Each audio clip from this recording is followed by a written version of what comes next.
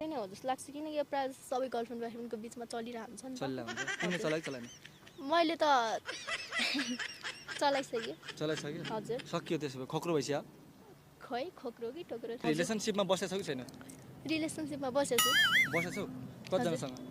अब रिलेसनसिपमा त पहिला सुरुमा त एकजनासँग बस्या हो। हजुर। अनि त्यसपछि चाहिँ बसेको थिएन। जतिवटा आयो नि ब्रेकअप भएकै गर्छ। रिलेसनसिपमा एकजनासँग बस्यौ, जतिजना आयो नि ब्रेकअप भयो भाइ। हजुर। त्यो के कारणले ब्रेकअप हुँदैछ त? अब ब्रेकअप त अब खै के कारणले हुने न्यू त मैले नै खोज्छ। किन न्यू खोजेको त? अब मलाई चाहिँ रिस उठ्छ कि आफै अरूको रिस मैले चाहिँ बोयफ्रेन्डहरूलाई पोखाउँछ। अरूको रिस चाहिँ उनीहरूलाई किन दिन्छ? अब तिम्रो पनि गल्ती हुनसक्छ नि त। अब यदि तिम्रो गल्ती रहेछ भने अब आफ्नो गल्तीलाई त स्वीकार्नु पर्यो। हजुर। अनि आफ्नो गल्ती हुँदा हुँदै अनि अरूलाई चाहिँ रिस किन पोख्ने त? अब मेरो त बानी नै त्यस्तै छ अनि। बानी नै त्यस्तै छ? हजुर। तिमी माटो मुनि आएनौ अनि 21-20 वटा बोयफ्रेन्ड छ भन्ने अनि रिलेसनमा पनि बसेछु भन्ने।